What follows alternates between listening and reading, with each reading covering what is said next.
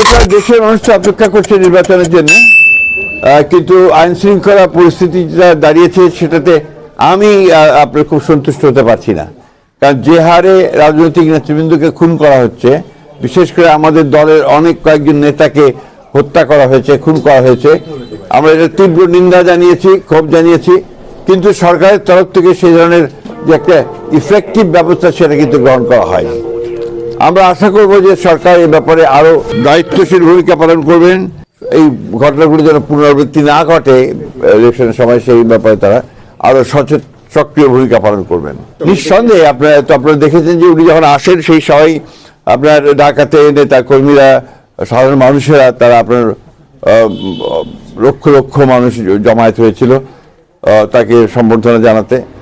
এখন এই যখন তিনি গ্রামাঞ্চলে আসছেন, জেলাগুলোতে আসছেন, স্বাভাবিকভাবেই জেলার নতুন নেতাকর্মীরা তারা অনেক বেশি উজ্জীবিত হবেন। আমাদের বিশেষ করে ধরেন অন্যান্য ছাত্র সংগঠনগুলো, তারা বিগত ফ্যাসিস্ট সরকারের আমলে বিশ্ববিদ্যালয়গুলোতে তারা কাজ করার কোনো সুযোগ পায়নি, এবং বিশেষ করে আমাদের ছাত্রদল তাদেরকে ঢুকতেই দেওয়া হয়নি, এবং তাদেরকে বলা যেতে পারে যে পার্সন নন গ্রাটা করে সংস্থা করে তাদেরকে রাখা হয়েছিল।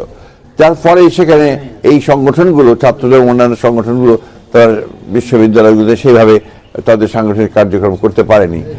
আর আরেকটা বিষয় যেটা আমি খুব জোর দিয়ে বলতে চাই, যে বিশ্ববিদ্যালয়ের নির্বাচন, এটা আপনার জাতীয় নির্বাচনে কখনোই কোনোদিনই আপনার কোনো প্রভাব ফেলেনি।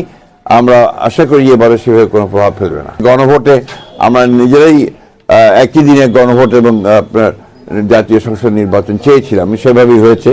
এবং এই সংসদের আপনার যে সংস্কারগুলো নিয়ে গণভোট হচ্ছে, সেই সংস্কারগুলো তো আমারই আপনার বহু আগে, আপনার 2016 সালে এবং 2023 সালে 31 দফার মাধ্যমে আমরা সেটা জাতিসংঘের প্রস্তাব তুলে ধরেছিলাম। সুতরাং সংস্কার তো আমাদের মজ্জাগত, সংস্কারকে চলমান প্রক্রিয়া, সেখানে সংস্কার থাকবে, সেখানে না বলার তো কোনো কারণ আছে বলে আমার কাছে মনে হয় না। ভিডিও দিয়ে আপনার আমি আই ডোন্ট থিঙ্ক এই সমস্ত আপনার ফেক বহু অসংখ্য ভিডিও বেরোচ্ছে, সেটা আর থাকতে পারে। হ্যাঁ, তবে যেহেতু কয়েকজনের উপরে আপনার আক্রমণ হয়েছে, সেই কারণে হয়তো আমাদের বা অন্যান্য রাজনৈতিক দলেরও কিছু নেতা সেটা একটা সিকিউরিটির জন্য তারা নিতে পারেন, কিন্তু আমি সেক্রেটারি জেনারেল অফ বিএনপি, আমার কাছে কোনো বেস নেই বলে